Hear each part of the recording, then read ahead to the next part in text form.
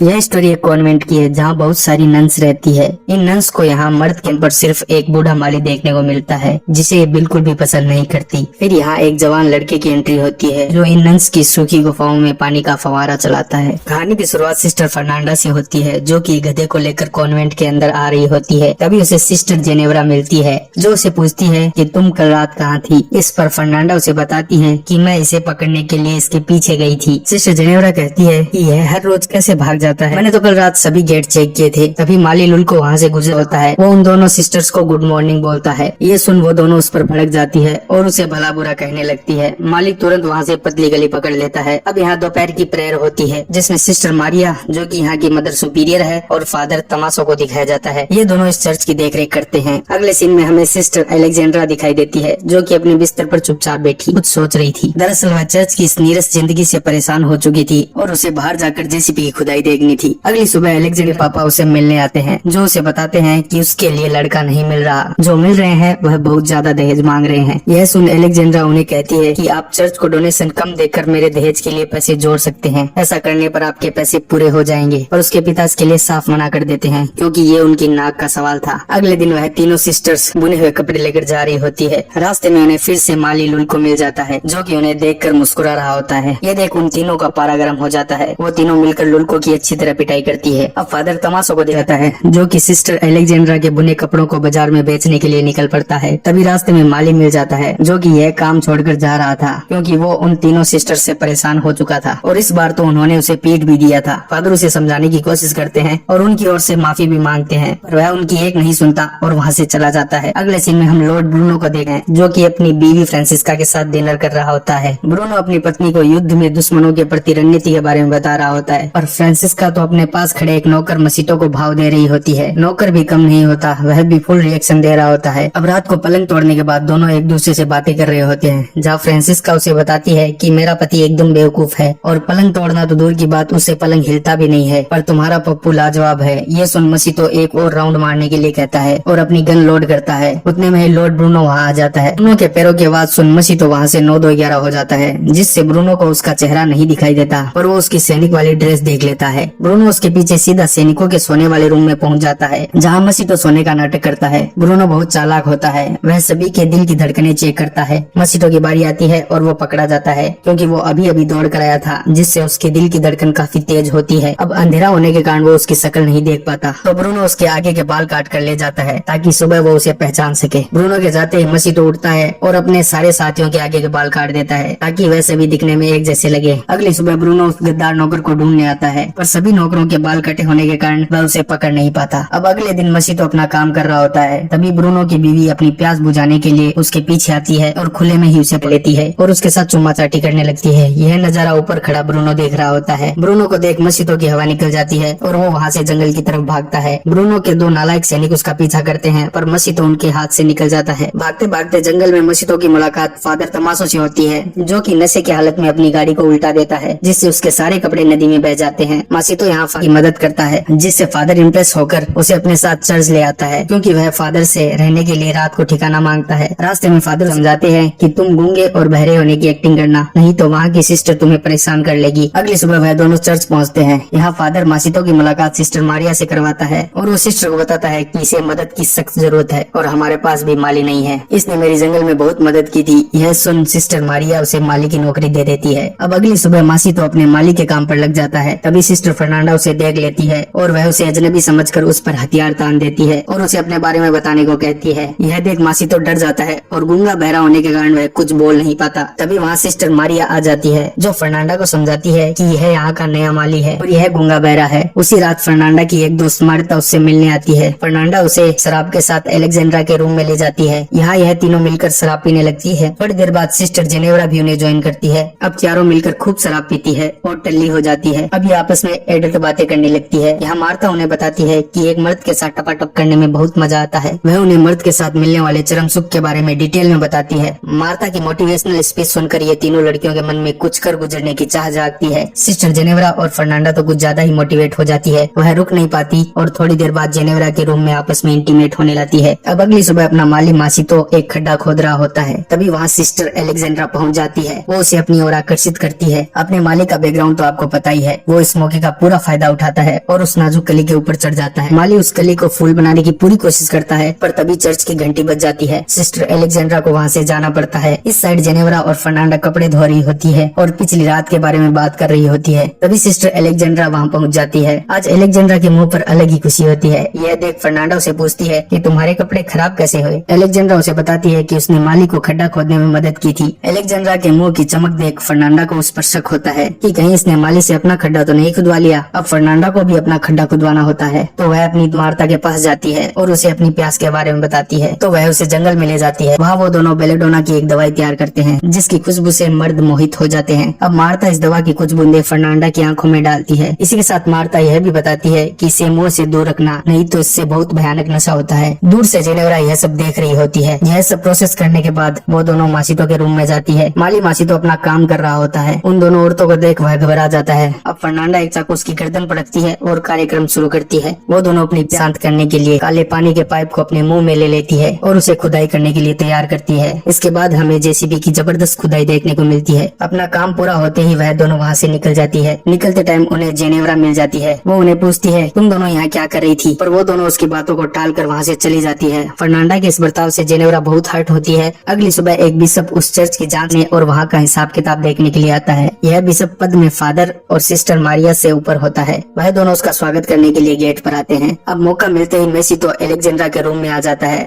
और बीच में रुकी खुदाई को फिर से चालू है। तभी इस रूम में एक बूढ़ी नन आ जाती है। उस नन को देखते ही मसीतो के मुंह से आवाज निकल जाती है। यह देख एलेक्जेंड्रा भी चौंक जाती है। वह तुरंत उठकर अपनी सीट पर बैठ जाती है। उन दोनों की किस्मत अच्छी होती है कि वह बहरी नन सीधा अपनी सीट पर जाकर बैठती है और इस साइड नहीं देखती। तभी वहाँ बिशप और मारिया भी आ जाते हैं। मासितो यहाँ बाल बाल बसता है। वो उनके जाने तक बेड के नीचे ही छुपा रहता है। उन दोनों के जाते ही मासितो उसी खिड़की से चला जाता है। इस साइड सिस्टर जेनेवरा भी बेलेडोना की दवाई बना लेती है, पर उसे इसका यूज पता नहीं होता, इसलिए वह उसे आंखों में डालने के बजाय पी लेती है, जिसका नशा उसे उसी वक्त चढ़ने लगता है और उसका सर चकराने लगता है। फिर वह अपने हाथ पर एक कट लगाती है और उससे निकलने वाला खून अपने गालों पर लगा लेती है, ताकि वह भी फर्नांडा की तरह खूबसूरत दिख सके। अब एलेक्जेंड्रा मासितो के रूम में जाती है और उससे पूछती है कि तुमने मुझसे झूठ क्यों बोला कि तुम गूंगे बहरे हो। इतने में वहाँ जेनेवरा आ जाती है। उसे वहाँ आता देख मासितो सो जाता है और एलेक्जेंड्रा एक कोने में जाकर छुप जाती है। जेनेवरा आते ही सोते हुए मासितो के ऊपर चढ़ जाती है और उसे तरीके से चाटने लगती है। तभी जेनेवरा को फर्नांडा की आवाज सुनाई देती है। उसे आता देख जेनेवरा भी उसी कोने में छुप जाती है। वहीं पर एलेक्जेंड्रा भी होती है। जेनेवरा उसे देख चौंक जाती है। अब वह दोनों छुप कर फर्नांडा को देखती है, जो कि मसीतो को चाकू दिखाकर किडनैप कर लेती है और उसे जंगल की तरफ ले जाती है। अब वह दोनों लड़कियां मसीतो और फर्नांडा का पीछा करती है। फर्नांडा मासितो गहरे जंगल में ले जाती है। अब उसका पीछा करते करते रात हो जाती है। जंगल का माहौल देखकर एलेक्जेंड्रा के तो होश ही उड़ जाते हैं, क्योंकि जंगल में बहुत सारी औरतें आग जलाकर उसके चारों ओर नंगा नाच कर रही थी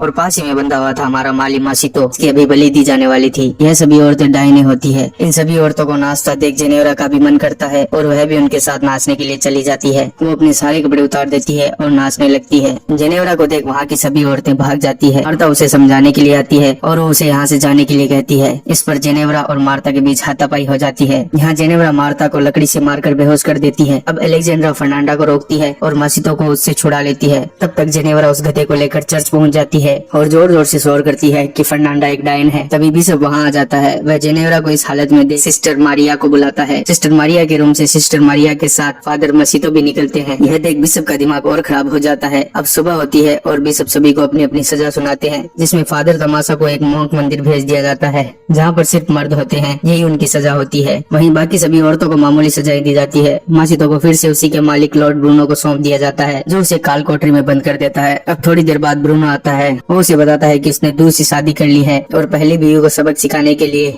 सूअर और कुत्तों के बीच छोड़ दिया है। तुम्हारे साथ भी कुछ ऐसा ही व्यवहार होगा और मैं तुम्हें ऐसी सजा दूंगा कि तुम मुझसे जान की भीख मांगोगे। इसके बाद ब्रूनो वहाँ से चला जाता है। मासितो अपने साथियों से उसे छोड़ देने की विनती करता है, पर वह उसकी बात को सीरियस नहीं लेते और उस पर हंसने लगते हैं। तभी वहाँ पर एक कछुआ आता है, जिसकी पीठ पर एक मोमबत्ती रखी थी। वह दोनों सैनिक उसे देखने के लिए उसके पीछे चले जाते हैं। तभी पीछे से वहाँ तीनों सिस्टर्स आती है और मासितो को जेल से बाहर निकाल लेती है। उसे अपने पहना देती है ताकि उसे कोई पहचान ना सके और उस जेल में एक पुतला छोड़ देती है, ताकि सैनिकों को लगे कि मासितो अभी भी जेल में है। अब हमें जंगल का सीन दिखाया जाता है, जहाँ सिस्टर मारिया और फादर मसीतो एक दूसरे से मिलते हैं और प्यार भरी बातें करते हैं। तभी उन्हें जंगल में हलचल सुनाई देती है। यह देख वो दोनों छुप जाते हैं। ये वही चार प्यार के पंछी होते हैं जो कॉन्वेंट की तरफ जा रहे थे। उनके जाते ही फादर और मारिया दोनों एक दूसरे को किस करते हैं। इसी के साथ ही मूवी समाप्त होती है। दोस्तों, जाने से पहले वीडियो को लाइक कर दें, चैनल को सब्सक्राइब कर दें और जाते जाते कमेंट जरूर कीजिएगा। मिलते हैं नेक्स्ट वीडियो में, धन्यवाद।